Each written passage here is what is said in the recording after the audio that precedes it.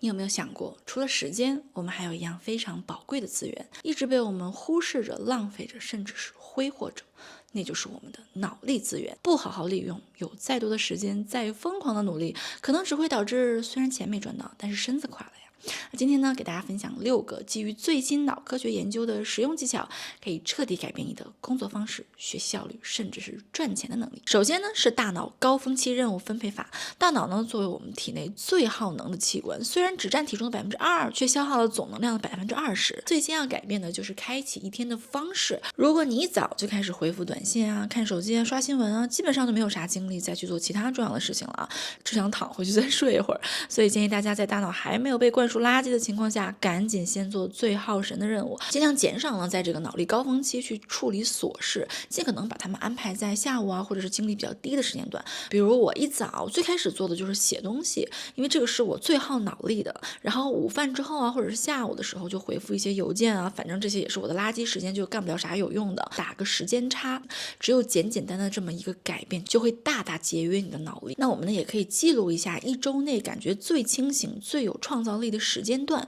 比如说我自己的话，我一般是周3和周4，那我就将最重要的这种深度思考的任务安排在这个时间段。OK 之后呢，是管理决策疲劳。做决策是非常耗费精力的，一定要每天减少不必要的小决策，比如说穿什么呀、吃什么呀、买什么呀，尤其是买东西这件事儿，我觉得非常的耗费脑力啊。网上的打折活动啊、凑单活动啊，会让你在算来算去、比来比去之后，耗尽了全部的精力，就算了吧，爱啥啥随便买。那超市的布置呢，也是利用了我们大脑的觉察疲劳原理，就是在结账的周围摆一些特别贵的杂志啊、饮料啊这一类的冲动型的商品啊。毕竟逛了一大圈超市之后，挑的老累了，前额叶皮层已经疲劳的不行了，可能就随手买了一些我们在清醒状态下根本都不会去买的东西。所以没事儿少买东西啊！不信你们可以看一看那些天天在网上买东西的人，一般都不太会有什么精力去学习和工作了，除非他的工作就是买东西。那我平时呢也是有日常 uniform， 就是我的衣服就那么几件常见搭配。生活中很多朋友都是知道的，我穿的衣服非常简单，而且公式化，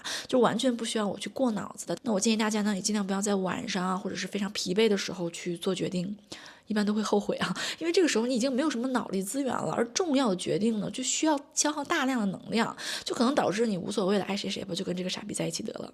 这种以后你会恨死自己的决定。OK 之后呢，是千万不要多任务处理，相信经常看我的视频的你们一定都懂了啊。脑科学呢已经证明，多任务处理实际上会降低工作效率，并消耗更多的脑力。那我们的大脑呢，其实是一个单核处理器啊，一心不能二用，它最多能处理的简单任务是2到3项。比如说，我们可以在走路啊或者听音乐的同时呢，做一些其他比较简单的事儿，因为这些任务呢，大多都是由基底神经节，就这个负责习惯性行为的这个脑区和其他脑区在自动化的运行，就是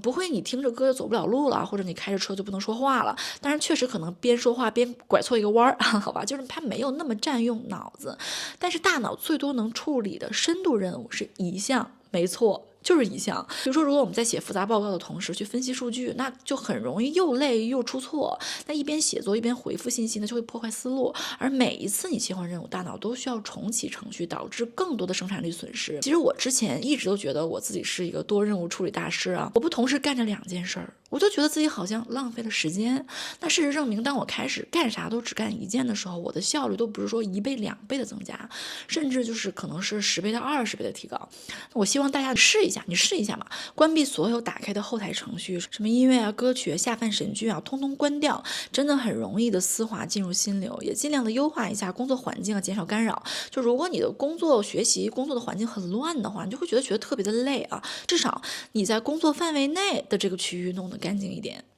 还挺干净的吧？OK 之后呢，是交替使用专注和发散，这个真的是一个很牛的作弊方法啊！我们的大脑呢是有2种重要的思考模式，专注模式和发散模式。那专注模式就很好理解了啊，发散模式呢就是激活我们的默认模式网络，也就 DMN， 非常有助于新想法的诞生。就是可能我们在散个步啊、洗个澡啊、蹲厕所啊，这个时候啊，就突然有一个好点子，或者呢你就突然想明白了一个困扰你很久的问题，那我们就主动的让自己在这2两种模式之间反复横跳、反复切换，你就既可以专注的工作学习，又能产生新的想法。操作起来非常简单啊，就是你在专注工作之后，或者是你学习之后，安排10到20分钟的发散时间，可以是任何的事情，比如说出去散个步啊，家里发个呆呀，做一些简单的家务啊。我的话呢，我就是喜欢收拾东西，因为我本来就很喜欢收拾家里啊。我的很多想法和思考呢，都是在我吸尘的时候啊，还有那个熨衣服的时候出现的。真的，我特别喜欢熨衣服，简直就是我心灵的治愈啊！这样呢，既可以活动身体、舒展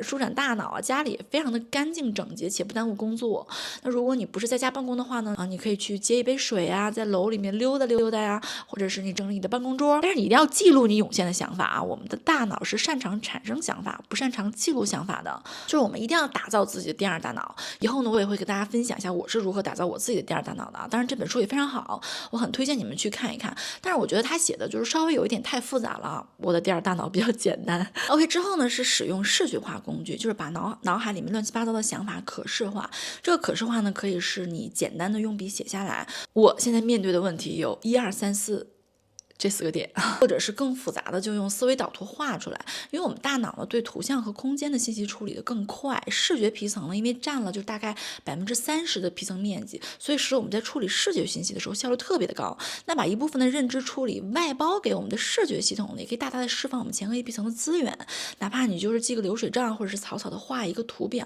你都会感到轻松很多啊！就是因为乱七八糟的东西在脑子瓜里面就一直 hold 在那里啊，你就有点分不清问题是啥，甚至呢就是敌我不分，把它输出到另外一个地方，一个物理硬盘。在这个输出的过程中呢，你就不自觉的把它们整理、排序、分类好了，释放了更多的认知资源，甚至可以让你站在一个新的角度、一个新的维度去看这些问题，就有一种我的问题已经不在我的脑子里，而是在纸上的感觉。那你呢，也可以就是想象一下5年后的你啊，尝试一下从未来的角度去看待现有的问题，画一个时间轴，在时间轴上可视化你问题的长期影响，也都会对你现在解决问题有很大的帮助。OK， 之后呢是利用睡眠来加强学习和创造力。那睡眠呢，在记忆巩固和我们的创造性思维中都起着太关键的作用了啊，绝对是大神器一个。比如深度睡眠阶段呢，海马体将白天获取的信息回放给大脑皮层，转化为长期记忆。那快速眼动睡眠呢，也就是 REM 睡眠呢，可以整合不同的信息。那我们呢可以尝试在睡前回顾啊，让他们在我们睡觉的时候更容易被 cue 到。我不知道你们有没有这种类似的经历啊，就是上自习的时候学的累的啥也记不住，然后趴桌子上睡一觉，醒来之后好像就都记住了啊。所以我们一定要利用大脑这个特点，有任何想不通的问题，没有必要现在一定做出决定。有一句话叫 sleep on it，就是一般就是有人让你签个合约啊，或者卖你个保险，你想拒绝的话，你就说 OK，I'll sleep on it， 就是说睡一觉再说。利用睡眠处理信息，也不要期待啊1宿就能解决，可能得睡几宿，把我们白天复杂的想不明白的这些问题交给大脑自动驾驶，让我们起来的时候就更容易出现这种顿悟时刻。你看，特别的节约脑力资源啊！有问题交给潜意识，交给后台运算，我的后台比我牛多了啊。OK 啦，以上这些有没有你早就知道、早就开始实践的？真的，我特别喜欢看我的评论区啊，我觉得你们都好有才啊！就是在和你们的沟通和交流中呢，我也会很受启发。那我们就下期见喽，拜拜。